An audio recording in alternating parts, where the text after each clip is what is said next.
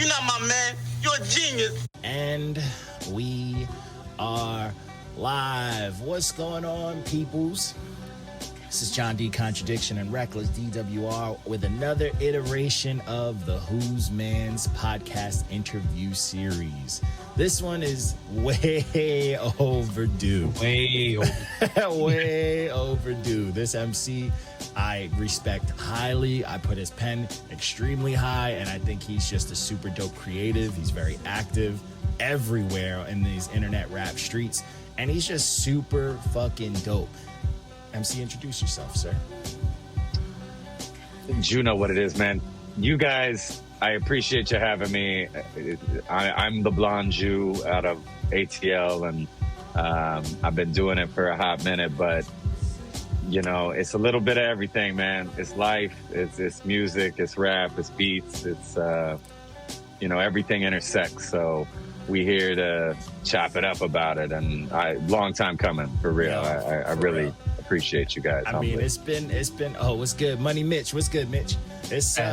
It's been, I mean, I've been a part of the internet rap world for quite some time, and I've seen you for a long time. Like, I've always just seen you active, and you're very, you know what I'm saying? Like, Sure. It's like not even just like, there's Barkeepers. I know you rock with the Bars app, but like, you're just active all over the place, and it's very consistent, and it's to the point where it's like, if you're an underground artist, you know what I'm saying? If you're an underground upcoming artist, or if you've been around for a little bit, they have to have heard of you in some way, shape, or form. You know what I'm saying? So I would like to just dive right into it, man. What keeps you motivated, as not only as like, I'm gonna call you a Jedi in this game, but also as a student? So I started a long time ago. You know, I'm in my mid 40s now, so I got a late start in my like 19th and 20th revolution, and my late father was a internationally known blues and southern rock founder out of Texas, and then Memphis and Atlanta. So I was nothing but a student for the first like 10 years I was even thinking of myself as a creative, and it was always, you know, an outlet for me, a diary entry. I was writing poetry and short stories as a very young child. So when I found myself as an artist and being the Blonju in that 20th year, the necessity of just doing it for therapy, like being, you know, the music is your therapy, and the life experience, the reasons that motivate you to, you know, put the pen to the paper, or make a drum beat, or chop up a sample. Like, those things just were second nature from the very beginning. So in terms of being prolific now, and, you know, I'm really no different than I was at 20, for the drive every day to do something creative, you know. And I was raised right, you know, in terms of the stage aspect, the stage show. Like, I did hundreds of shows in my 20s with my dad and live bands. So I was surrounded by soul music, and I always felt out of place then. Like, I felt like I'm riding my pop's coattails, like, you know, and I wanted to prove to myself that I belonged. So I never felt like there was a point where, you know, I wasn't gonna be getting better. And I still feel that way today, you know, 25 years in it. So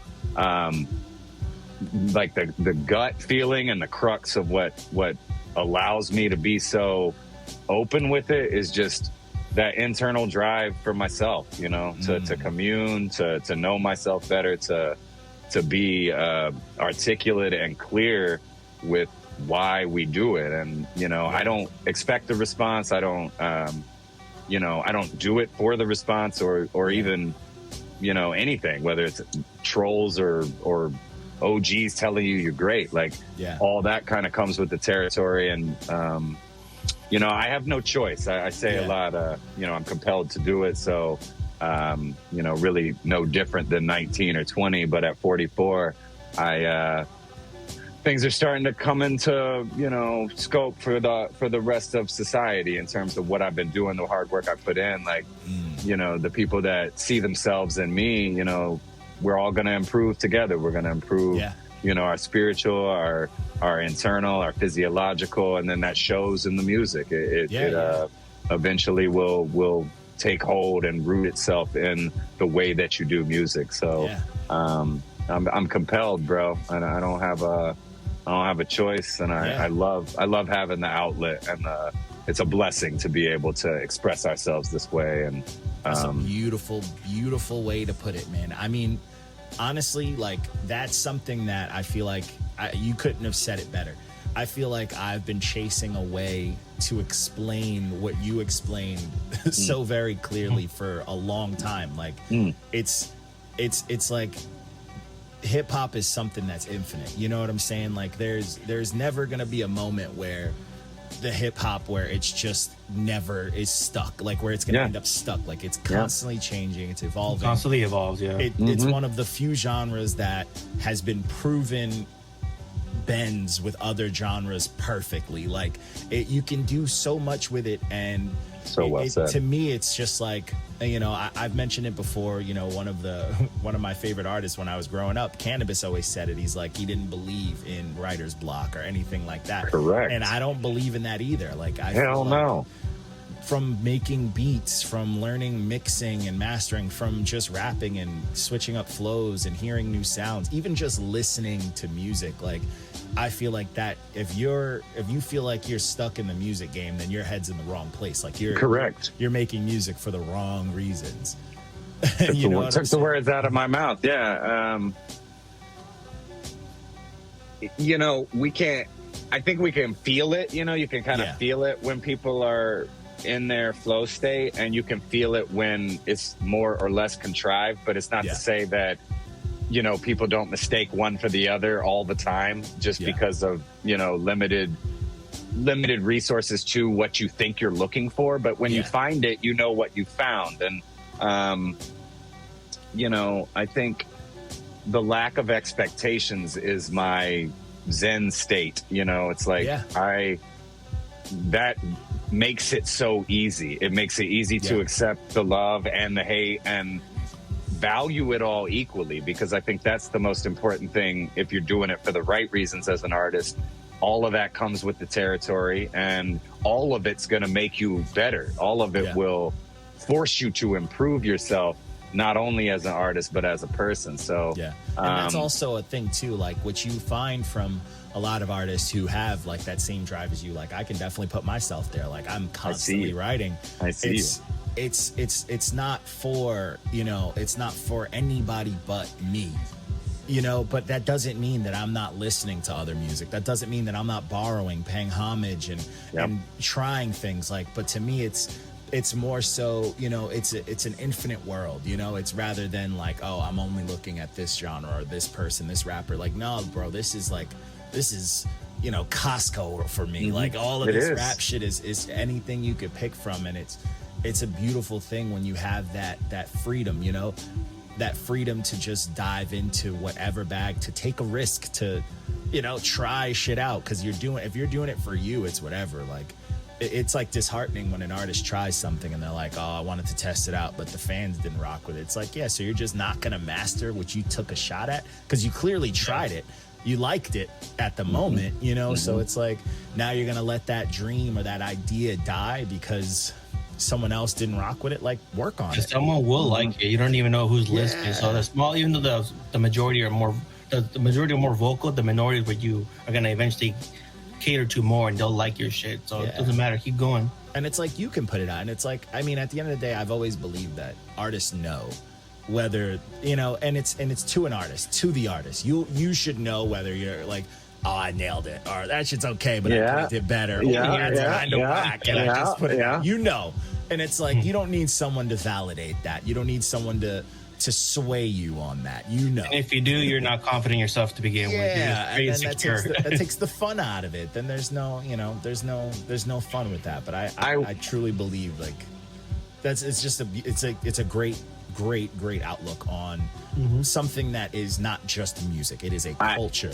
I've got something for you here, though, that almost is like a aha moment for a lot of us. Like, it still takes a tremendous amount of naivete, like in terms of your dreams. And I was watching some MLK stuff earlier today. You know, you can kill the dreamer, but you can't kill the dream. Yep. And when you I love when you're talking the infinite options too, because it implies risk. You know, if you're not taking risk, then you're just doing what everybody already did. So I think hip hop is the greatest all-encompassing vessel to take that risk, and then bringing it back to the public is just an extra bonus and an extra gift to what you were giving yourself, because you're giving yourself the gift of embodiment in the process, being inspired by those infinite options, and the fact that I don't know what I'm going to say.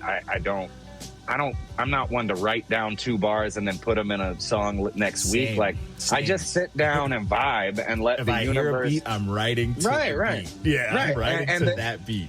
And the beat tells me what to say. The universe, and through my macro spiritual perspectives to the micro action that it takes to execute, like, you know, you keep it simple. So as complex as it comes out, or you know, 9 out of 10 people aren't resonating with what you did. Like, if you love what you're doing, you're gonna keep doing it, and you're gonna refine it, and it's gonna get better. But like, it's gonna get better. Yeah, the naivete is actually important, because I there were years where because you said something that made me think of, you know, past versions of myself. And if I didn't have a certain level of naivete, like I was talking about in my 20s, where I'm on stage with Grammy-winning blues musicians all the time, and everybody respects me as an equal, but I'm internally like, I'm just here because my pops is putting me on stage. Like, if I didn't have the naivete to, you know, doubt myself enough to want to belong, like, I wouldn't be here now. Like, still doing it, and doing it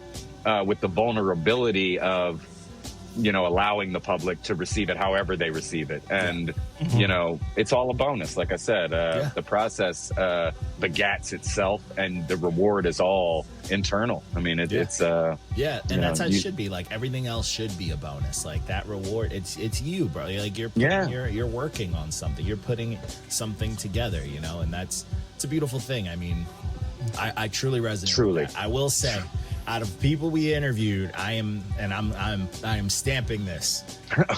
Everyone that starts off in poetry can write their ass off. Everyone that's a poet is like the quiet masters of like double entendres and all that. And that's true. Because in rap, they're holding back. They're controlling the narrative, bro. But everyone, I always tell them, I was like, you know, I was young, I was always big into it, but I did it for like girls and stuff. And then I had an English teacher tell me like, yo, you're actually really good at this, get into it. So I like was like, oh, let me try. And I was like, man, this is fun. I started reading and writing.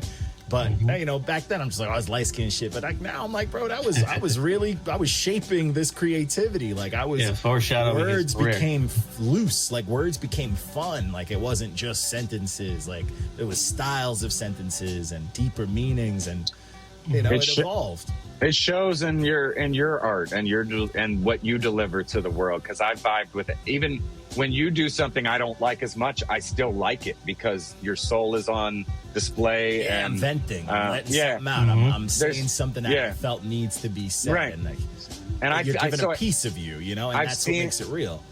Every time I hear you, I think of myself, because there's plenty of things I do where I don't like it as much, but it was a piece of me, and it was something that you had to. I had to do it in that moment, and so I mean, I'm a fan of everything you do, John. Like, whether it's you know, whether it's our highest quality shit or just going through the process. So just getting it out, you know, it's still us getting out that creative that we need to get, like you said, we need to get it out. Like, it's like I have to get it out. You know what I'm saying? It's part of the process. It's part of the process. The farther you get from the reception, the more you can execute that task and be a part of the refinement of your own process, because that's really take the fear out of it. You know, there's so much fear in terms of the trolls. And I mean, I had it, you know, I've had 10 years. I think we've all been through that. We've all been through some haters and stuff. But it's like, you know what? They teach you a valuable lesson. And it's like, why am I working on my craft for them when I should be working on it for me? You know? Exactly. You're more important than they are. And that's important. You know what I'm saying? Because then once you master your craft, they're going to have no choice. Always know that, though, no matter what. I mean, there's always know that, because I felt like I never have relented, no matter how much I'm pissed off, some motherfuckers are talking shit. Yeah. Like, I'm not going to take you. I wouldn't even take time to respond to a diss track. Like, I mean, you could Nas could diss me and I'd be like, I don't care. Or nobody. I think you got to reply to Nas. You got to reply to Nas. There you know. I hear you, Reckless. You're probably right. But anyone who's lower tier, yeah, you can disregard them. But someone like that's a god. But maybe or maybe not. It's like, why? What are you in the craft for? Like, I do think there's a vibrational aspect to some of that, and it's a part of the community, and there are battle rappers and that thing. But like, why did you get into it in the first place? And I've never been one to battle or attack or try to lower vibration with what I do. I feel like I have a responsibility and an obligation to myself and how I view that infinite that you're talking about to make sure it expands with that vibration in all possible aspects. So, See, me, there's a gray area with though, that, for but sure. I am all for. I know. That's why I brought it up. Yeah, but it's also that because way. it's more so like I take it. To me, it's sport.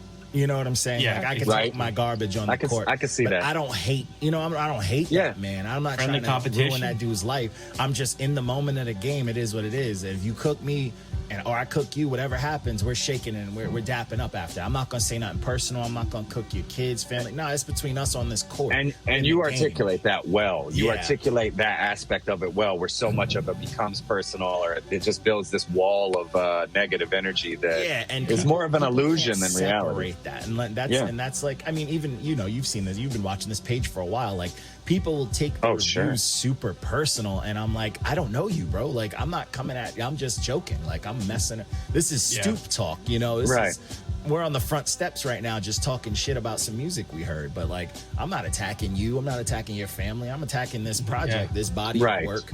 That you put into the world. Yeah, that you put out for there. my consumption. Yeah. We're allowed to criticize it how we want. Yeah, and it's like, I've cooked my own stuff. I've gotten a red stamp on my own platform. Like, I got red stamp on the platform. yeah, for me.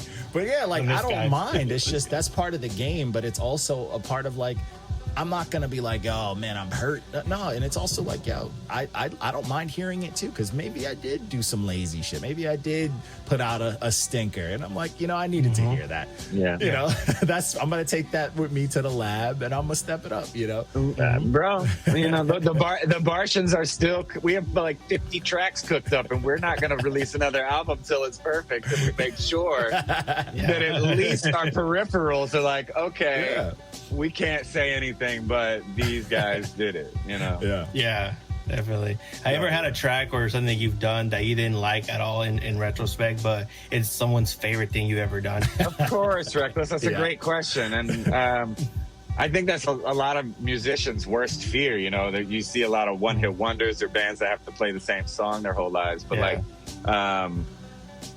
absolutely. And, I feel like I've refined really well these last couple of years. Like, I think being in the internet communities and really being vulnerable has allowed me to be more subjective and objective simultaneously. So I feel extremely confident about the last several years of releases. But, I've got public releases dating back 20 years on my Bandcamp page. And it's blonju.bandcamp.com. You could, if anybody's into what I do, you can go listen to shit I was doing in 2007. And inevitably I'll give you this just because I'm not pulling punches or hiding anything. But like, my first song I ever wrote was called Noodles in Your Soup When You Aren't Feeling Well. And it's the corniest shit ever. But like, the universe like beamed it into me. It's like, you're going to be the Blonju, and you got these, tasks that you have to purvey through your music. And it's a lot of undying optimism, a lot of spiritual growth. And I'm the noodles in your soup when you aren't feeling well. I'm the thoughts in your brain telling you there ain't no hell. It was the first 2-bar couplet I ever wrote as the Blonju. And like, locally in Georgia, in Atlanta and Marietta, when I started rapping and all my friends heard this, like, I still, at 44 right now, my friends I grew up with are still like, can't you just do noodles in your soup, man? Like, and it resonated with them. Right. So they still remember it from, just me announcing, hey, this is what I do now. And it's the corn. I mean, it truly is corny. It was a corny beat, a corny song. My pops even took me in the studio and recorded it like his regular blues studio with some live music. And I mean, I hope nobody ever finds that shit because it's garbage. I mean, it's absolute garbage. Love that. I mean, to your credit, it's not a bad like metaphor. I like that little low key. You know, like I'm the noodle in your soup. Like I'm what you need. You know, right. Like, I feel that. But and thanks, Reckless, because the sentiment was proper. But like the delivery, I haven't heard it though, so I can't really say. You would not. Yeah, you would get a -10 on the platform if y'all reviewed that song. Like you'd get like 18 red stamps. Like it's that like cheesy. It's like kid rap though, but like it would go viral. That's what it is. That's how I'm sure it would. I'm sure it would. I'd have to laugh. You know, I'd have to laugh at myself, and that's why I don't, hold back on these stories because every little part of it, brings us to now and brings us to that level of vulnerability. Yeah, it's part, and that's like even stuff like that. Like I have moments where I'm just like, let me go back and look at my SoundCloud and look at rest in peace Dat Piff, but I still have my old tapes too on my Bandcamp, and it's nice. Like, it's good to go back and listen to it, and it's like, oh, rough. You know, but it's I really do that shit. To I know what I've done. And then you go through the progress, and it's like I get it. You know, I get it when artists are like making like I guess like a label run or like a marketing run, and they delete all their shit. Yeah, they delete all of it. But it's like I hope they really kept it because it's like you're deleting like your history, bro. Like it's like you got to think of that like your noodles in the soup as like baby's first steps. Like you know what I'm saying? Amen. Like, this is real shit. Like this is cool. This is part of your lore, but it's also like you're human, bro. Like, well, not you, but you know what I'm saying. Like, you're human, but and it's just like I'll never understand that. Like it's like. You can't be too damn cool, bro. You know, right. And so it's that no fear. Like I'm willing to be mocked. I'm willing to be embarrassed. I'm willing to be made fun of, and like that sense of humor about yourself. If you don't have it, you won't last anywhere. Yeah, you won't in anything you do, bro. Yeah. So because like John said, if without noodles in your soup, you wouldn't get no rhyme space continuum. Correct. Correct. I mean, Reckless. Amen times infinity, feel me? And it's like, it makes me think of like, and this is like I think I have this conversation whenever I talk rap with anyone, just in the outside world, this conversation comes up a lot. It's my favorite conversation, but it's like, as much as like Joe Budden might hate Pump It Up, and I love Pump It Up. Hate Pump It Up. Like as much as he might hate it, he can't hate it. Yeah, I'll bet you it's one of those things that he's gone back and forth on like 800 times. Where he, you know what I'm saying? Like some years he hates it, some years he loves it. Right. And some years he's like, because it's like for him, it's like, this song was my hit, but it's like. That is not the caliber of MC. You know what I'm saying? Like Joe Budden is one of the nicest MCs ever. And he's had his mixtape run was absolutely incredible. Mood music. For those who don't know, Mood Music, bro, and Halfway House, bro. Budden's mixtape run was insane, and it's like to be, the fact that he has to play Bump It Up whenever he plays live, it's like funny to me. Like you can't help but laugh. Yeah. And it's not a terrible song, but I love that song. It's great, but it's like it's not. You can't summarize Joe your Budden girlfriend's as that. not. That's a bar. Yeah. If you're doing it for the right reasons, and I think the older you get, the easier it is to laugh at yourself. And I'm sure he probably hates it the least now. Yeah. You just got a plaque, so I'm sure you don't hate it no more. Yeah. But yeah, we could throw, we could throw those up there. We could throw, Jim Jones balling. I have to always add that to it. Jim Jones, another one of my favorites, and it's like they're not, that doesn't define them, but it's part of them. It made them, it's part of their story. I mean, Andre's, Andre being one of my biggest influences. It's interesting that he doesn't even really want to perform his songs. He thinks of the greatest Outkast songs ever as just kind of corny in his own mind. He's like, I'm not going to go out there and perform those songs. Like, I don't feel like it. I'd rather play the flute. But from a soul you got to respect it from a soul standpoint. Like, no, I respect it. I won't buy tickets for his flute concert, but I respect it. Hell no, I will not either. I will not either. We can give the flute album the red stamp if you want. He gave it a green stamp, which is weird. You gave it the green. I didn't mind it. I was enjoying it, bro. But I'm big into like meditation and all that stuff. So I was like, yo, this ain't bad, bro. I'm like, this ain't bad. I'm not. I am, and I felt like that shit was contrived. And I'll just be honest. Like, if I was, I'm 1 degree from the dungeon, and I know I'll take some shit for this if it comes back to me. But like, I wasn't feeling it. Like, I was taking care of my plants while I was listening to it. I was like, it ain't bad. Like, man, nah, every song sound the same. Every song is in the same key. Yeah. Every damn flute melody was the same. I was like, what? It never even changed. I was like, the only personality with the title of the tracks. Yes, the title of the tracks were great. Yeah, yes.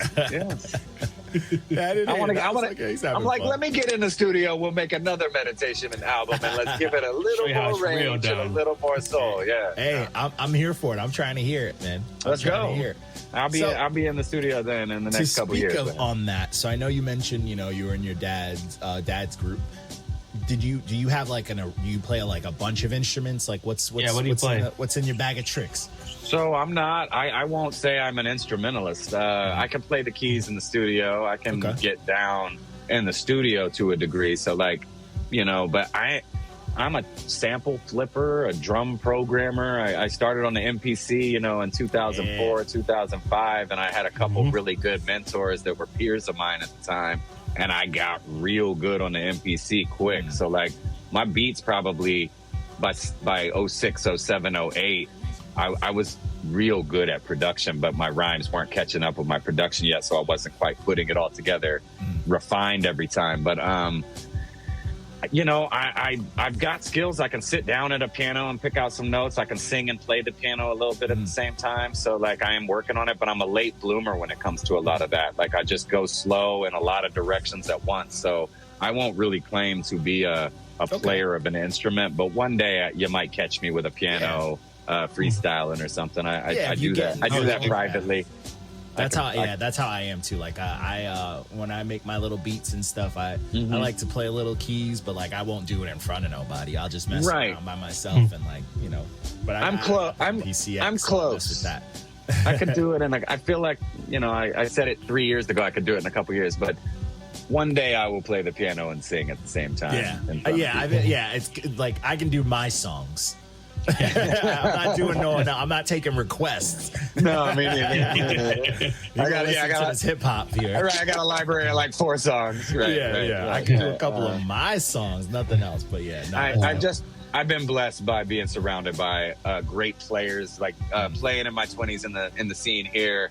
I could tap still to this day 100 local Atlanta blues musicians that would come to my house and play some live instrumentation on my shit. So awesome. That's a huge bag to have. Right, that's like a studio bag to have, high production company bag to have. That's awesome. So like sequencing, engineering, kind of putting it all together. Like I can sample a live player in the studio and then build something from scratch off something that they played. Right.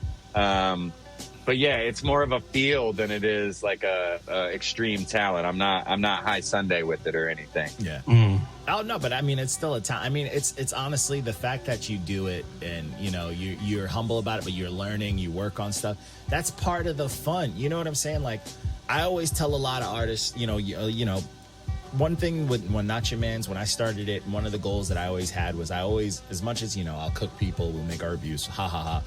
I've always wanted to help upcoming artists from like not getting scammed, from having resources that they just thought were impossible to reach. So I've always reached out to a lot of artists can vouch. Like if I've given them a bad red stamp and I'm like, you know what, they have promise, I'm gonna hit them up like, yo, you need mixing and mastering, I'll hook you up, I'll send you some beats, and to me, I've always told them, I'm like, yo, you're young, your brain is working at a high capacity that you don't even realize right now.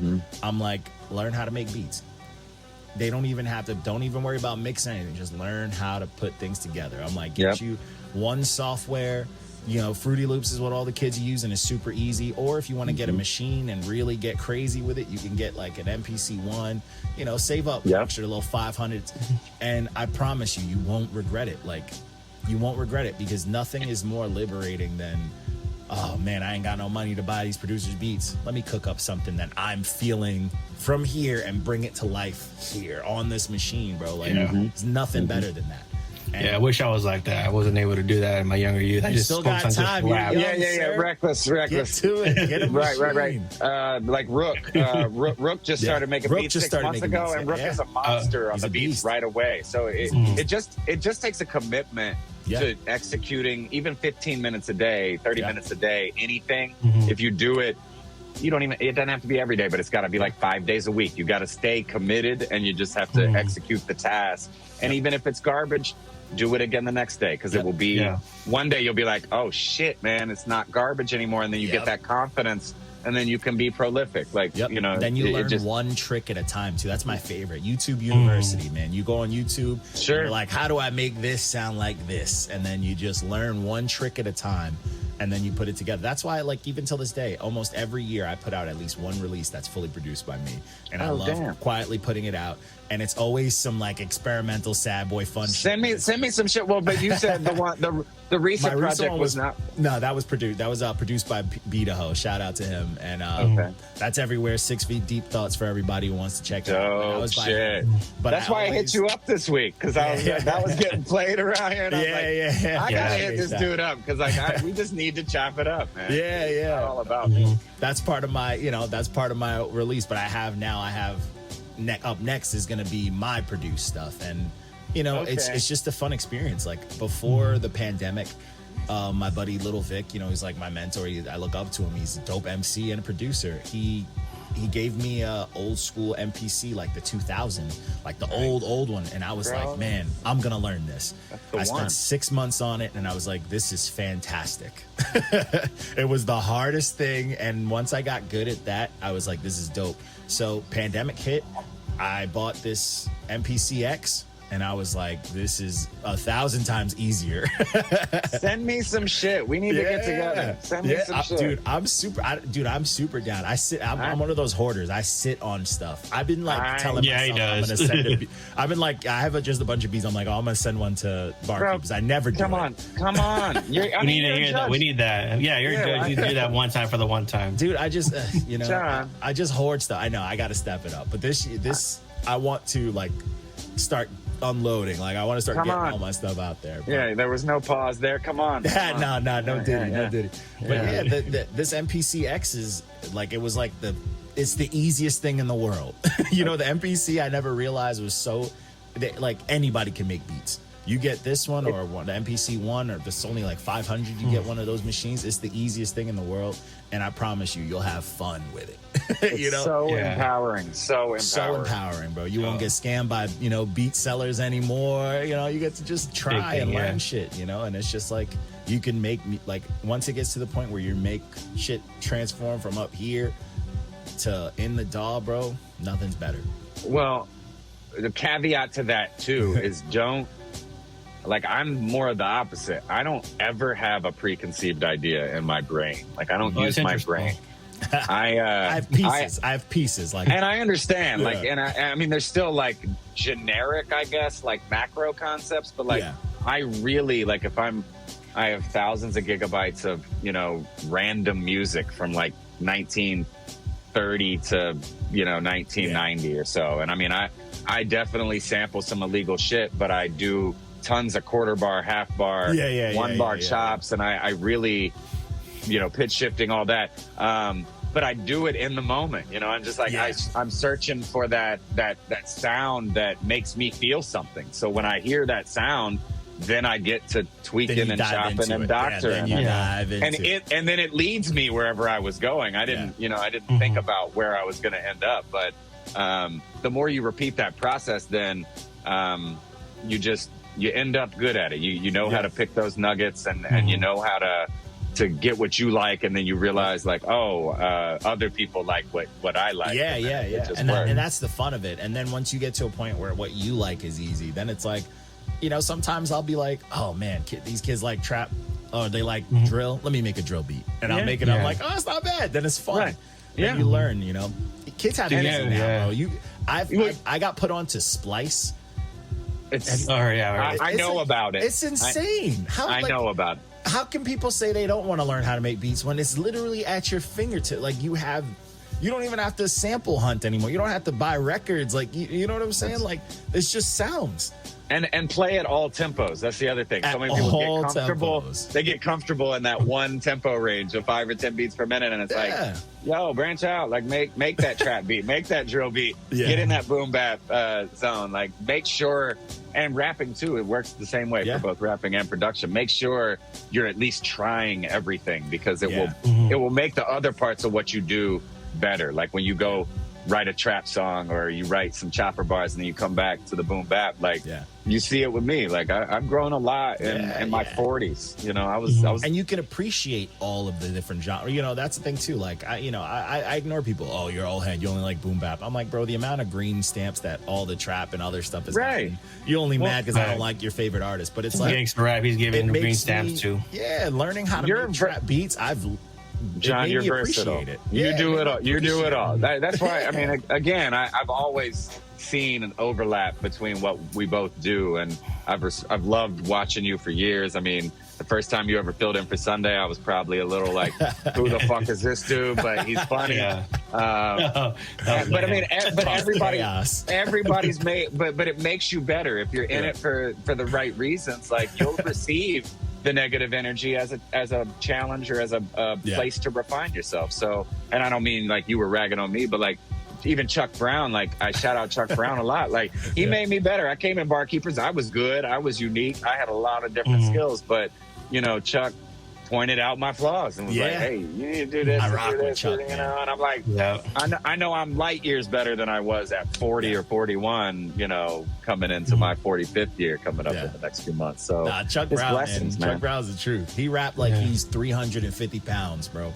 Dude, he's a good dude. He is. Speaking of Chuck Brown, I'm gonna give you guys a leak of information right now. Like I came on here because I'm not even gonna roll this thing out, and you know I've had a busy year so far, but I came on to tell you guys that there's an election day drop happening, and I'm gonna tell you the title of the album, and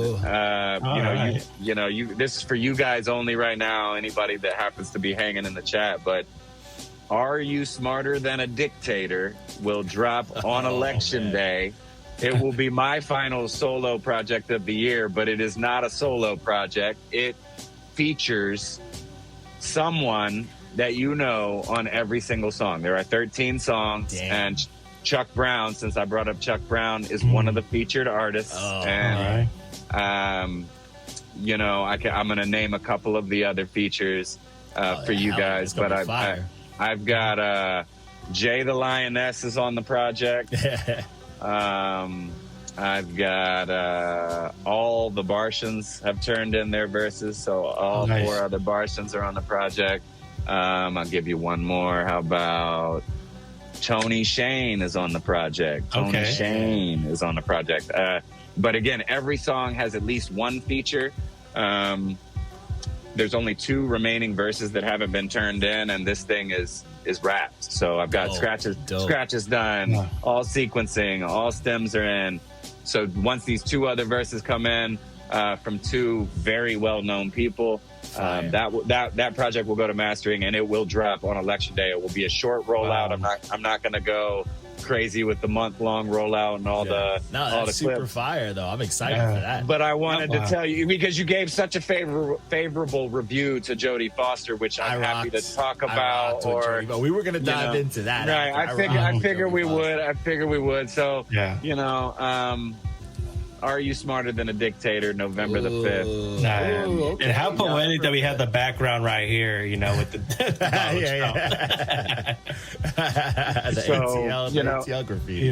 And it's not really it's more apolitical than like messaging for Kamala. Like obviously everybody on the project leans a little bit to the left, but it's not a Democratic album. You know, it's a high vibrational, politically motivated project, and it speaks in more general terms about a lot of the shit we see going on, and for lack of a better phrase. But you know, it's some high vibrational shit, and I it's, like that. It's themed. People gonna cook. It's meant for everybody is the point. Yeah. So whoever wins or loses that day, I think anybody's going to be able to listen to this project and take solace in the fact that, you know, there's a more macro point of view about doing the micro tasks, being kind to everybody, even your worst enemies. So I'm not condoning bullshit, and, you know, we can have a political conversation if we want, and I'm not scared of any of that. So I'm certainly not condoning a lot of the disdainful misinformation campaigns out there. But, you know, modern day propaganda is real, boy. Instagram, social media propaganda is nuts. Right. So, but it's getting back to the micro in the sense of, you know, really learning how to love yourself, heal within, and then bring that perspective back to the macro. So I'm really proud of this. I feel, you know, everything I drop, I always feel like this is the best thing I've ever been a part of, and I can say that about what's about to happen with Are You Smarter Than a Dictator? So I'm excited, man. That's I'm looking forward to that. I'm a fan of seeing, you know, because a lot of underground rappers, you know, a lot of people are very, you know, we want to flex. Underground is very like, yo, I can rap. Like, let me show you I can rap. So when it comes to things that have to either have a theme or even have to mention like an individual's politics, I feel like it brings out another side of artists, you know, and it's dope. Like, it's super dope. Like, I've had songs where it's brought things out of me that I'm like, man, I maybe I should have talked about it. So somebody about this. I didn't know I was feeling this, you know, but it's like, there's some dope mindsets. There's some dope, like, creativity that, you know, people are very careful with politics. So, yeah. So I always say John Lennon and Bob Marley are my spiritual mentors musically in terms of what I should be talking about in my music. And that's on a macro level. And then being like a white boy from the suburbs of Atlanta and dealing with the perspective of, you know, empath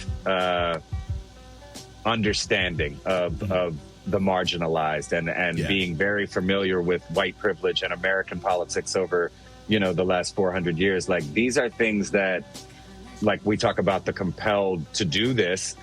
I'm compelled to make sure I'm not leaving stones unturned, representing as a student of the culture and as a leader as well. Like, it's my job to not leave a stone unturned. So I there's a lot of people that are like, oh, leave the music to the music or leave the politics out of the music. It's like, nah. It should be always been political to extent. Right. It should be, that should be the place you put it, that you put your most profound, you know, quote, secret thoughts. Like, I don't have any secrets. So, you know, I'm willing to learn. Political party in Germany, bro. That's dope. And you know what I'm saying? Like, and America is behind the times in that sense because of white privilege, because of propaganda, because of how the culture is robbed and then used to throw it back in your face with drug rap and trap rap and gangster rap. And I'm not even criticizing those things as much as how they're propped up and glorified. Just how they're weaponized. Yeah. Right. Exactly. There was a time where it was used and it wasn't weaponized, where it was just it was still medicine. It was medicine. Yeah. If you look at you look at NWA, talk about it from that perspective, coming out, breaking out onto the scene and really smacking a bunch of gangster rap. Yeah, but it had a purpose. It had message. So necessary. And I'm not the one to lead for the minorities, but I am in another sense. Like, I have a Jewish bloodline. I am not Orthodox. I'm not religious. I'm very spiritual, but I consider myself more of a Buddhist, non-practicing in terms of, spiritual philosophies that have been mapped out for humans. But, it's extremely important to not be afraid of the conversation and for all of us to be tapping each other as resources of experience. Like, it's experience that we don't value in society. It's why the marginalized are continually marginalized, why white supremacy still runs the whole globe, and why we have to not be afraid of the conversation. My body won't be here forever, so I can't be afraid to die because of some shit I said. I know I need to die for this cause. Like, and it's not about me. It's about me being a vessel for the message. And like I said earlier about you can kill the dreamer, but you can't kill the dream. That's what it is. Like, I mean, MLK gave that to anybody that was willing to listen. It wasn't just for the civil rights movement and any kind of level of equality coming into America in a time where we're still behind the times. I mean, we're still dealing with corrupt cops, corrupt government. 95% of people in government are white. 95%, you know. And I'm just still got two-party system. Right. All of that. But all of that goes into the indoctrination machine and the machine that perpetuates the problems while pretending like, oh, we don't have the answers. You know, guns aren't the problem. People are the problem. It's always a collective situation. It's both. It's always both. And we have to massage the conversation, and we have to care for each other. And that starts with caring for yourself, healing. And it starts with a conversation. It starts with being able to talk.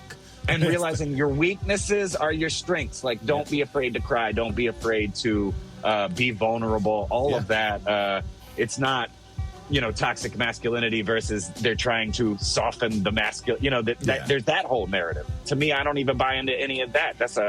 It's a two-sided narrative, and it's somewhere in the middle. The middle path is going to be where it all coalesces and where we continue to enlighten each other through those conversations. And music is a great vessel and platform. Music is perfect. It's honestly, it's one of the most, I guess, like filtered, controlled, you know, it's our outlet, and it's like we got to hold on to it for dear life. Like, bro, you said it earlier, infinite options, options, and it's like we got to use it while we can. I mean, I tell people all the time, like, I grew up like I was a Green Party voter until I eventually just stopped voting. Like, I was just like big into like my own politics. I grew up like very punk rock. Like, I lived and breathed it, and I was like, bro, they were teaching me something, and and it's like, once I realized it wasn't just like, oh, you know, anger and this, it was very simple messages. It had politics, it had everything, and it like shaped me.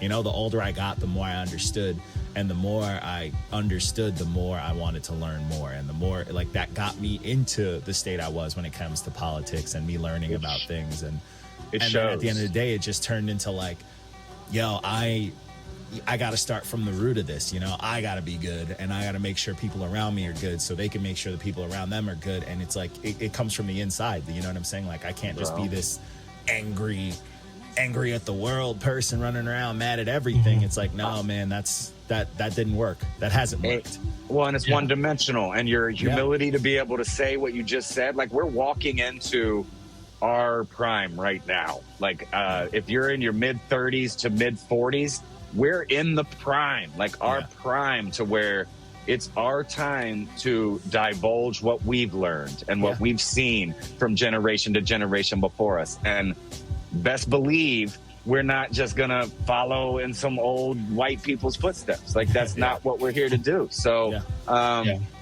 you know, I'll say, like, I would vote for Cornel West if I thought Cornel West had a chance right now. Like, and I'm politically mostly apolitical. I've always been an independent, but I voted 99% blue in everything I've ever voted, and I will go vote for Kamala this time around.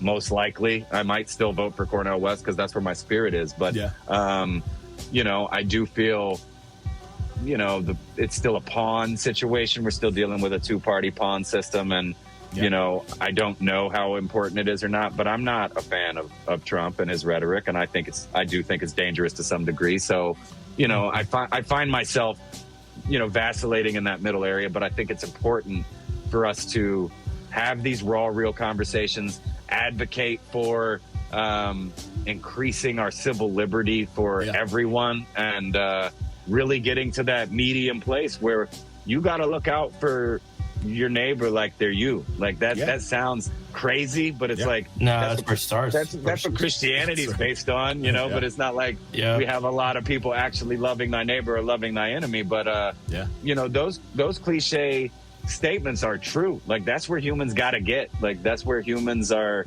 destined to go, in my opinion. I don't think humans are as bad as we or they think they are. I don't think you know, I think the possibilities are endless. I think heaven and hell are a mind state, and it's our job to empower ourselves to make this place more heavenly, because it is heaven. If you walk outside and you commune with the grass and you meditate for 15 minutes, best believe you're not worried about the ways of the world. You're really one with the universe in that moment. So, you know, bringing back that part of the conversation to the music, that's what we embody it through the music, and we continually use each other as sounding boards and jumping jumping points to keep it going, because there's not an end point where it's like, oh, we got it figured out and now we're brought done. heaven We've to earth. completed rap. Right. There will always be work to do. There will always be that infinite process, and I don't even want to refer to it as progression as much as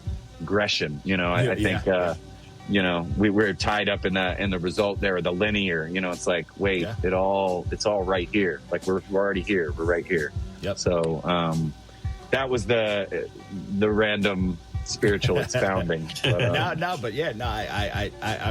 rock with that, man. I vibe with that, man. Like I truly get that. Like we all have we have jobs to do, especially in this creator field, when we do hit that point of where we're putting out so much content, and we have people who do want to look up to what we say or like what we do, and it's like, if me being me is what's getting the attention of people, then I'm gonna keep being me, and that's the goal, right?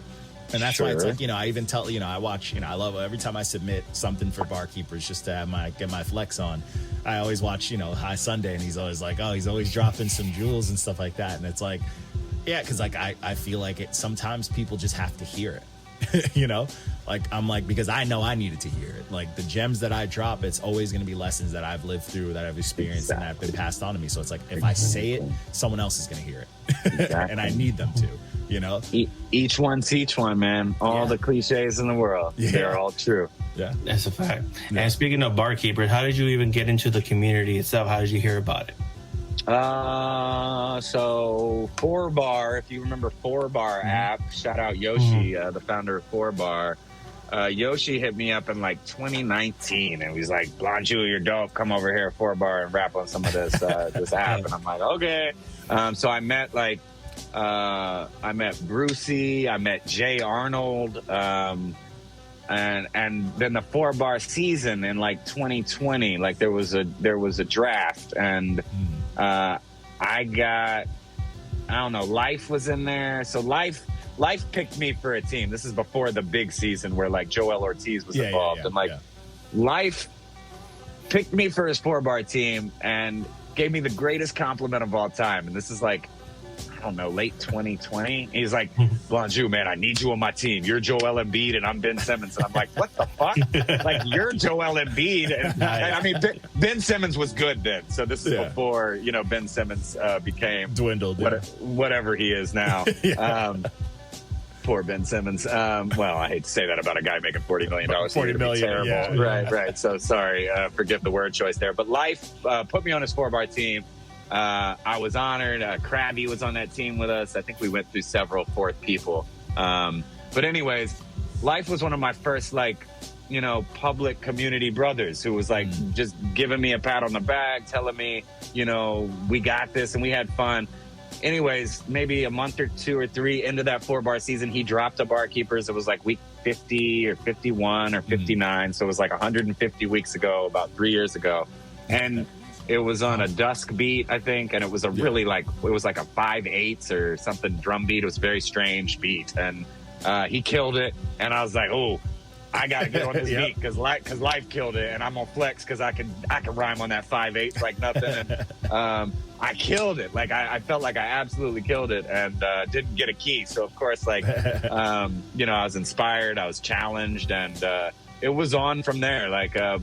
My mother was alive then, and God bless my mom, man. She's been gone almost 3 years next week. But both my parents were huge supporters of just do this, honey. My dad was a great musician. They were always rocking with me. So, I remember my mom, when I first got in Barkeepers, she's looking at my Instagram Barkeepers post. She's like, I don't know why you didn't get a key, honey. You're killing it. She's on my team. And so it just really started from there. Life turned me on, and I am competitive. I'm not trying to beat people down, or I don't care if I win a key or not. But you want to cook. You want to see how you match up. Right. Yeah. And so, I think I've maybe missed 3 or 4 weeks since then. It's just something, it's very consistent. And it's only on beats that I really just couldn't rock with or didn't want to to over try. Like there are a few beats that just don't speak to me, but and you're like, I'm not gonna. I'm gonna take the week off or something. That's like the fun of it, like I love the Barkeeper things because I love to I'll hear a beat early, Monday, and I'll just like, let me just write something right now and put it out there, and then I want to see what everyone else's stuff sounds like compared to mine. I want to see how everyone else is going to compare, because if I write it late, then if I write it late, I'm like, then I feel like maybe I heard someone do something, and maybe so I'm like, let me just do it first, and then I just want to hear what everybody has to see how everyone's fresh thoughts attacks it, and it's just it's beautiful. It's like, this is great. I can't help it. I do it. At the moment I hear the beat, if I can create 15 minutes, the verse is written and I'm putting it down, 10 minutes later. So that's also the benefit of having your own setup, people. Yeah. Get you a setup, man. It's going to save your life. Well, and John, that's a huge part of growth. Like I wouldn't have been able to refine, over these 20 plus years without always having a home setup. Like I might never even got to this point if I was trying to go to the studio every couple months. So, $500-600, you can get you a laptop for $300 or $400 right now and an interface for $100 or $200.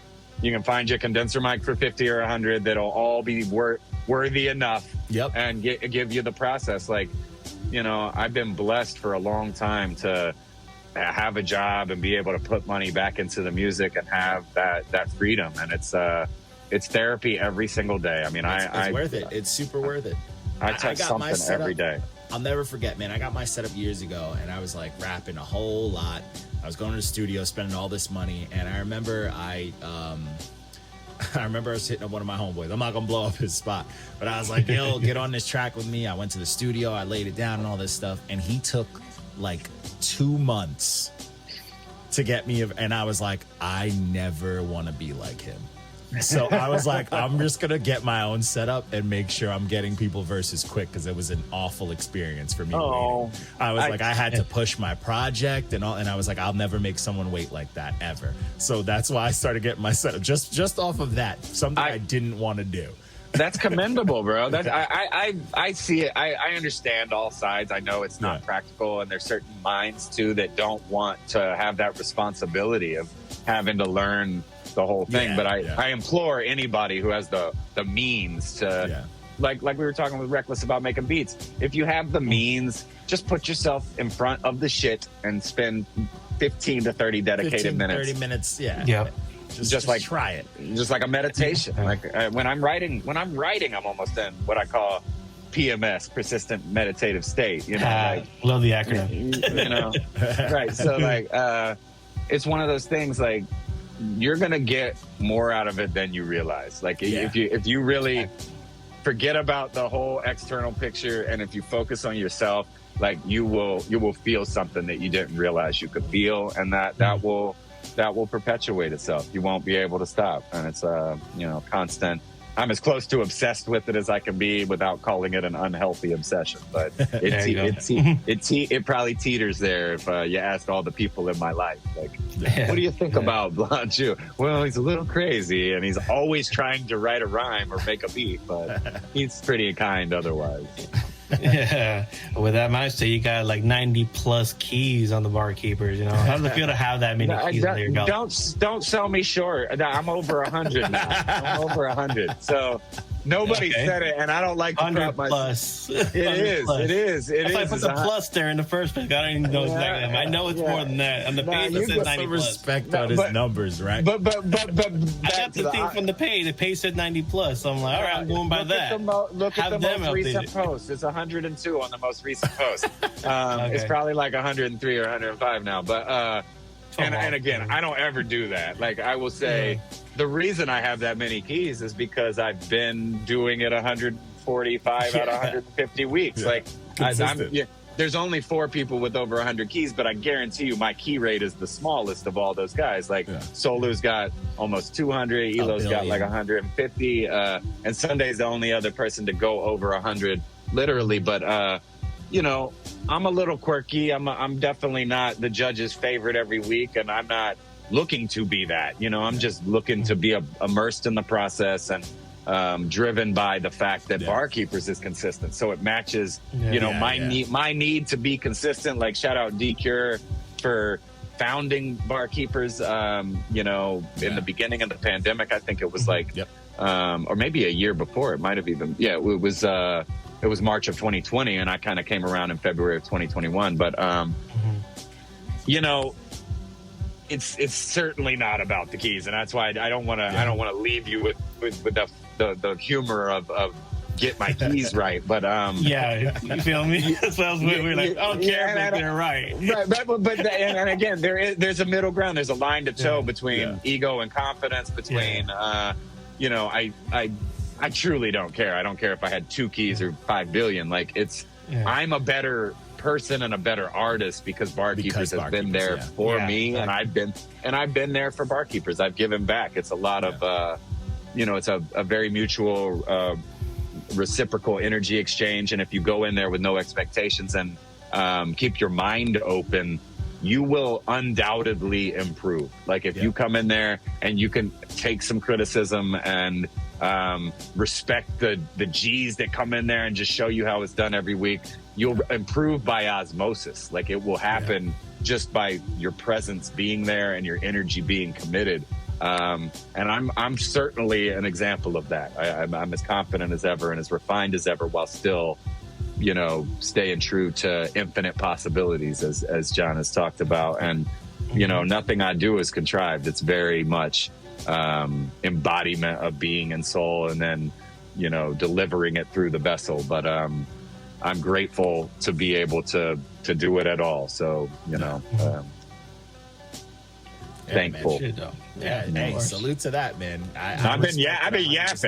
This is the quickest hour of all time. I love it because usually I'm just talking my ass off. So you match the energy. This is a good change of pace right now. Yeah. You were here. This is good stuff. I already knew.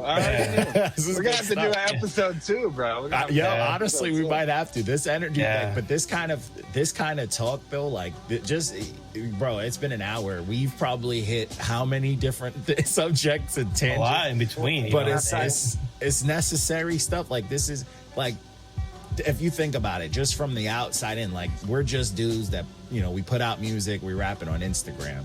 No one gets a chance to hear this side. You know what I'm saying? And it's like, unless they link up with us or we meet them in person type shit. So this is dope, man. That's why I love this. Doing this, like I love the interview thing, because you never know what people have to say. You never know. I had no clue. I said it in my post earlier. I was like, I have no idea what we're gonna say. No idea. Me neither. And that's why I tell Reckless. So and at Reckless, your questions. Reckless usually has questions, and I just wing it because I'm a talker, and it works. I love it. So I want to shout out a couple of people like Den Cooks, father of Pony, and one of my closest homeboys from the last few years. Like we did the Long Road show.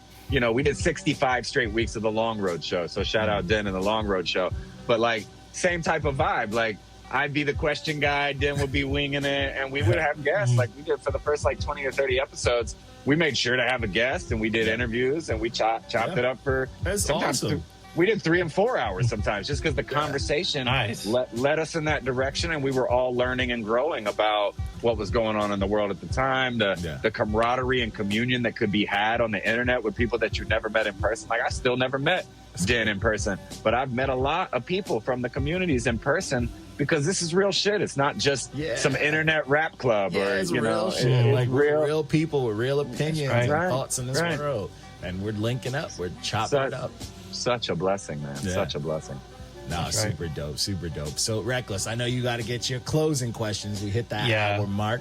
I know you got them questions in the tuck. We about to stress him out, but honestly, I'm not even worried about his response to your main questions, because he's already prepared. He gonna cook. So out of all the people, I got 2 more questions for you. So out of the people out of all the people on Barkeepers that you've seen there, have you collabed with anybody on there? Bro, we that's like a 5-hour answer. I remember, I think on Jodie Foster it was like High Sunday. Jerome Duffy did some stuff on the Excerpt beats. Like you had a bunch. So well, and I can I'll try to bounce around and be as organized as possible. But like, so like Jodie Foster is all in house. It's Jerome, Excerpt, me, DJ Frankie Diesel, High Sunday, and actually the project is dedicated to a former partner of mine who is still a partner in soul and love named Jody. And so Jody Foster is a metaphor for my girl Jody. So Jody actually has 2 beats on the project herself. She's Joe Muffins, but it's all in-house. So Jerome, Exer, High Sunday, DJ Frankie Diesel, my homeboy for 20 plus years, and Jody and I produced that entire project in-house in about 4 weeks. That whole thing was done. Project was super dope. Check it out, by the way. Yeah, super fucking dope. In June, I produced the whole thing in June, got it uploaded on my Jody's birthday. It came out for pre-order on 7/8. It dropped on 8/7, which was my late parents' anniversary, 8/7/78. So it was very much honoring my Jody, my parents, and like being more vulnerable for me, being a bit more human, talking about, you know, my journey of healing and learning and accepting my own flaws, to be, you know, more articulate and upfront with myself about them, and that we all always have something to work on, no matter how well we're received or how good we are at anything. You know, whether it be being a human, a musician, or a decent person, like, you've always got something to work on. So I wanted to give the world that experience, that intimate experience of, you know, Jody and I's healing process and learning process and growth process through romance, friendship, companionship, you know, soulmatehood. And I won't say there's one soulmate for everybody, because I think everybody's got soulmates everywhere, but it's about how you treat yourself and then how you treat your partner. And there's always something to learn about being humble and finding the middle path. So, Reckless, man, I've worked with half the Barkeepers, bro. I've worked with, you know, I've been on Cuz It Bangs with D-Cure a couple of times. You know, that was my first experience of being on a album that charted, and it definitely inspired me. D-Cure's taught me a lot just through osmosis, watching his process and watching, you know, him stay committed to the craft, and he's very prolific as well. So I saw a lot of myself in Cure, and I've really learned, you know, even my rollout processes and things I've sort of perfected by watching people like Cure. So, you know, the Bartians formed through a mix of communities, mainly like Solu and I met on Bars app, but then I brought the bars, you know, Conti, Elo, Class was through Bars app, but we all kind of communed through 4Bar and Barkeepers. That's how we sort of grew into being able to make that album that dropped last year in May of 2023. So shout out Conti, Class, Elo, on Solu. You know, I watched you guys when you did the Royalty Bison interview about a month ago, and I went back and watched your interview with Solu from earlier in the year, and I was just smitten by y'all's whole vibe. It was so raw and real and informative. Like, you guys do a good job of keeping the show moving, and so shout out Bison, Royalty. Always walking. I've not worked with Royalty, but I will one day for sure. I've worked with Bison directly, High Sunday, Genesis the God, and I did Space Rhyme Continuum. You know, a long time ago. That's 2.5 years old. That is May 5th, 2022. That came out. But Jerome, man, Jerome's one of my best friends. Exer is a beautiful person. Actually, Exer Beats tonight at midnight has an album coming out called Planet X, EX. I'm on there with a couple of beats. I've got at least a verse on there. There's amazing features on that project. There's a verse no one's ever heard from Solu that is monstrous, absolutely monstrous. So midnight tonight, Planet EX. Add us to the list. Yeah. Man, you got to give me like 4 more minutes of shout outs here. I'm probably gonna forget somebody. You know, like Raka is a friend, man. Like, I've met Raka in person 4 or 5 times. I went to a what's that grimy group that everybody loves up there? You guys know. You know. Where upstate? Benny the Butcher. Griselda. Griselda, yeah. I love. They're good, you know. I love them. But there you go. It's not. You heard John here. Only I can say that. It's not something I bump, but like Raka came in town like 2 years ago, and Life was supposed to meet him here, and they were supposed to go to the show. Instead, like, Raka asked me to go, then I got Backbone to go. So Backbone, like, drove Rock and I to the Griselda show. It was great. I mean, I saw Benny the Butcher live.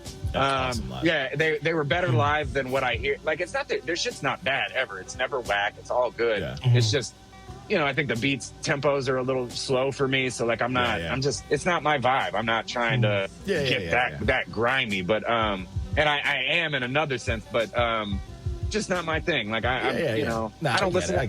We can have I don't listen to Jay-Z. Like Jay-Z is garbage to me. Like you're speaking his language, talking my language. Right. I think Jay-Z is one of the most mediocre artists of all time. Mediocre. I think that there's maybe 2 songs of his that I've ever bumped, and that was like 15, 20 years ago when I had sex in my car.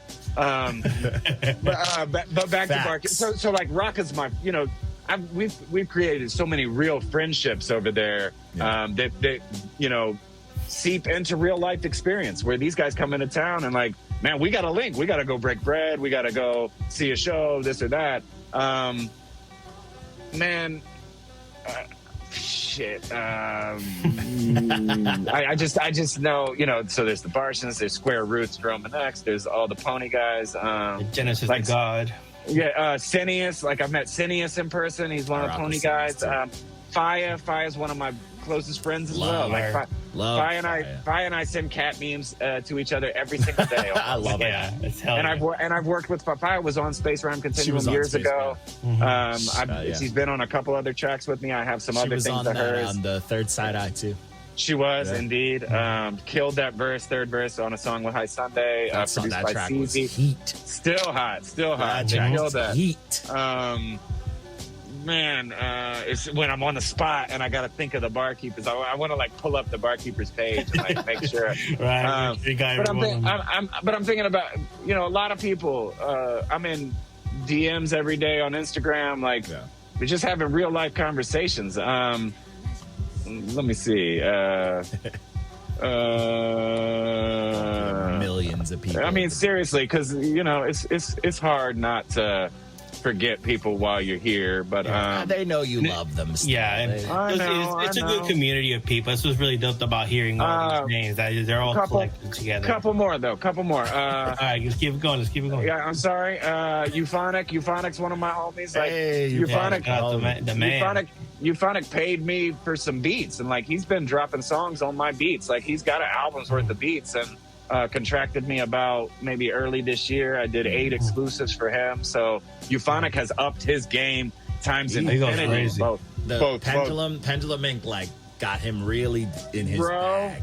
And his production, his engineering of his own vocals now. He's doing a lot where I'm in awe of his growth and his ability to get his resonant tone to a more neutral place where he can blend in on any track. And I think and I feel like he's learned a lot from just being around everybody, and he's soaked it in. So I'm a fan of his. He's a great dude. I've met him in person. He's recorded a song in this room in my home studio. Nice. Like that's fine. Savage Poet is probably another one of my best friends in life. Like I talk to Savage Poet almost every day, and I will say this is another piece of information that I'm leaking on y'all's show just for y'all. Hell yeah.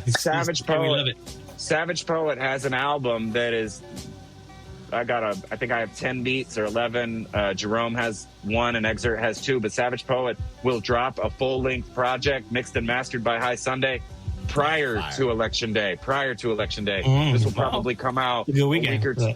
Yeah, so it'll probably come out. The community strong. Halloween, right? So I'm talking about. I'm impressed with this project. It's going to have features from Solu, Jerome and X are on there. I'm on there. Hopefully Sean Keys. If you guys know Sean Keys, he's amazing. We're still waiting on Keys' verse, but that project has already been sent off to mixing and mastering. So Savage Poet, man, the Joker and the Poet, super underrated writer, amazing pen game, a really dope dude, amazing heart. I love that guy. Those are kind of. D Rhymes, man. D Rhymes is my homie. I talked to D Rhymes about basketball. He's a hooper. D Rhymes is the OG. I'm gonna leave it at that. I can't, All right. Shout out to everyone else. I can't. I mean, guys, I could go on for days. Rook, Subterrane, those dudes are amazing. Jazz in Australia. I've worked with all these guys. Hell yeah, dude. Some capacity, community and probably 50 Yeah. more. I love everybody else that I'm not remembering in this current moment. So. And it's good that you mentioned all these names, because the last question I have for you is the top 5 favorite rappers of all time, and besides yourself, top 5 rappers on Barkeepers. Nice. Thanks for giving me the two. So I usually. I'm gonna go ahead and leave Andre 3000 at the top on my regular list. Like Andre's definitely, a main source of why I started. No, it's not. Fuck your flute, man. I hope to get him in the studio with the flute one day and be like, bro, you're playing the flute like this on this beat, and then you're spitting a verse. I'll go. I mean, this changes a lot. I'm gonna go Yasin Bey, Mos Def number 2. Back-to-back weekends where I'm gonna go Jizza from the Wu-Tang number 3. Yes. Okay. You heard again. These are the OGs. I still love Pac and Big. Like Pac is, but I'm not gonna put them in here. Pac and Big Eminem's behind these guys too. Like. My top 5, I'm gonna go Locksmith. Like Locksmith's been a huge influence the last 15 years. I've actually worked with Locksmith one time. I paid him for a feature, but before I was like good at mixing and mastering. So he's on a track from 2017 on a joint album called Americonspiracy Volume 2. There's a joint with Locksmith and Blonju. But Locksmith is a highly, highly potent. Real MC, like who speaks from the heart and the soul, and he has experience in the industry. He is kind behind the scenes. He's made me better. He's reviewed my shit multiple times for free, and I definitely have listened and tuned in to what those that have taken the time to give me some energy. So I think the 5th spot is.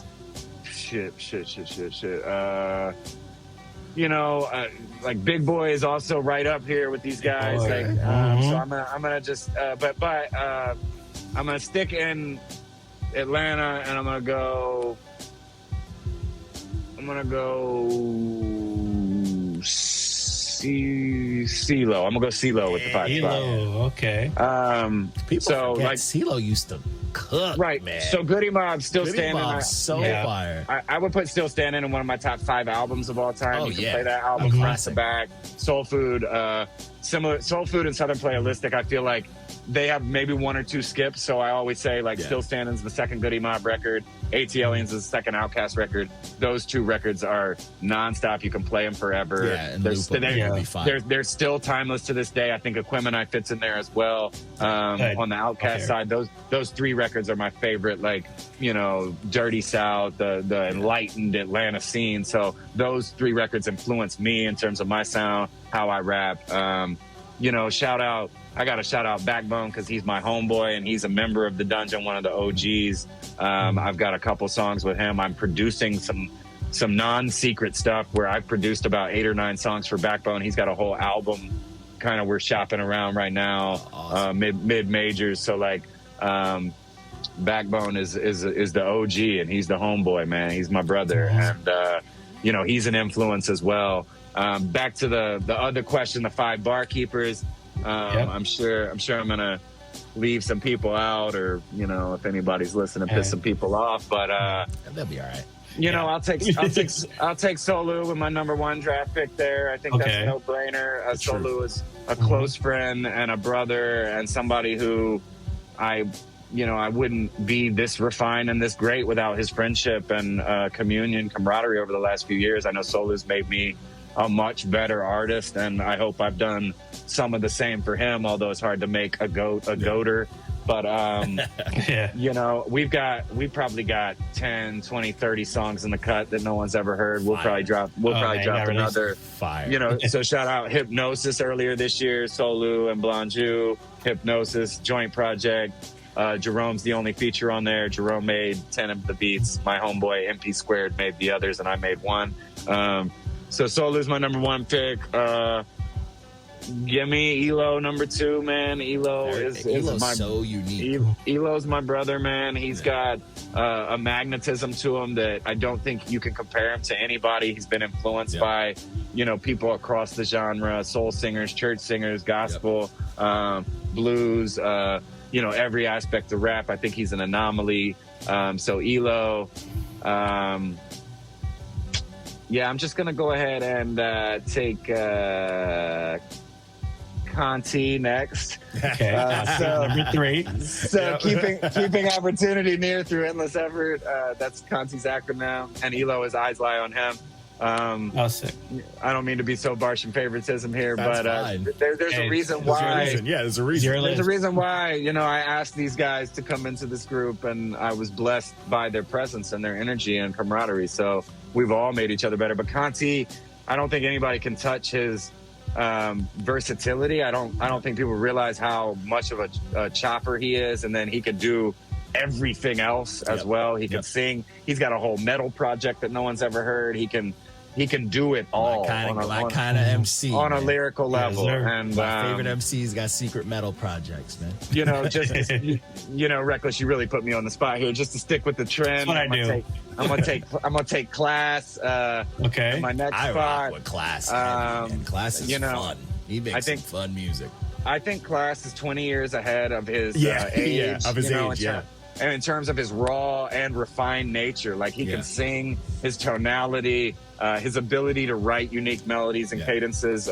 His flow choices are insane. They're very unorthodox when it comes to just like what you can't hear. guess. Right. And I love anybody that can keep you guessing, even when they've got you in a scheme or a cadence where you kind of know what's coming, but they still keep you guessing. I think there's a value in that as a listener, it's just so pleasing, and it's so much of a reflection of what you're looking for when you go to listen to music. So, again, that's the 4 Bartians. I could take probably 25 other people right here in the 5 spot, but I will go. I like Fire here. I like Bison here. I like Sunday here. I like I like a couple others here, but I'm gonna take Jerome, man. Jerome is my homeboy. I'm gonna stick with my homeboys, and the Monk is the master, man. Nobody. I think Jerome gets slept on a little bit because of his content and his cadences. While not being super high tech on a speed level, his cadences are actually full of tech and full of they're very technical, and full of intricate rhyme scheme changes where you don't realize that he just did 2 schemes and then came back around and also told you he switches from he could be super deep, and then he could be hilarious. Right. So we talked about it earlier about sense of humor about yourself. I think Rome takes it real serious, and he, as Ados, African descendants of slaves. He's a member of Ados. He advocates for Ados in his music, and he also does a good job of bringing levity to his own music with the sense of humor, the tonality. He'll punch you in the face with his tonality, and he's still able to stay true to what he wants to represent as a practicing Buddhist and an Ados advocate. So, or Ados, I think is how they say it. But Jerome's, man, he's just one of the realest dudes. He'll check you. He'll keep it real with you. There's no pandering going on with Jerome. And, I think the value of his friendship when you get close to Jerome makes you a better person. It forces you to really examine your internals. And I mean that from an internal sense, not internal rhyme scheme sense. But Jerome is just a leader, man. He's somebody that I think we're going to see big things from in the future, and Jerome hasn't even fully tapped into his ability to bring us all along with him. So, I truly love everybody there. From the people, there's been little bouts. There's been, there's always some shit talk. There's always somebody, gossiping, but none of that matters. It always comes back to, what are you doing today? What control the little bit that you can control, and then there's the camaraderie and communion for you. So, man, I'm just grateful. I appreciate you guys, having me and asking these questions and letting me just be my raw self. You know, This was dope, man. This is honestly one of my favorites. Like, this was super dope, man. I think this is way overdue. Definitely got to get a part 2 in the works. You know, hopefully around November. I'm ready whenever. When I would love, drops, you know. I would love to do that. I mean, I'll go ahead and pencil it in. Like, I'll be there for you guys anytime. I hit up Reckless earlier this week, and you guys are already like, "Hey, let's do this." I'm like, yeah. Sweet. I'm like, dude, I already knew. I already knew. I was like, I really appreciate it. The moment y'all hit for it, man. This was dope, man. I appreciate this, man. I rock with you. I mean, I rock with your music. I'm a fan. I'm always looking to see what you put on there. You can ask Reckless in the judges circle. You're always on my list. You're always on my list. Thanks. When it comes down to voting, I always know you're gonna be on that list somehow. I look somewhere because it's like I just know. I'm like, oh, here we go. He's just the smooth flow and just the way you just slide on the beat. I'm like, hey, I know what he's gonna do. He's gonna cook. There's gonna be some dope messages. There's gonna be food and medicine. So I'm not mad at it, man. So I appreciate this, man. This was super overdue, man. And this was a dope time, man. Too much fun. I could go on for another hour. Same. Yeah, really good. I gotta take but you're good. I know we got live. I'm gonna watch some NFL. I'm gonna get into the beats. Get something to eat right now. It's early for you. It's late. Yeah, it's hella early. It's barely 6. It's bedtime for me. But man, I appreciate Bay Area. What's happening? Both of you guys get at me anytime. It's truly an honor. I will hit you up. Yeah. I will send you something because we haven't worked together, bro. All these shout outs and we haven't. And I'm in a day. I know. In a day we can have something cooking. Yeah. Like you see me. I'm every day. I pin a 16. Every single day. If I'm not.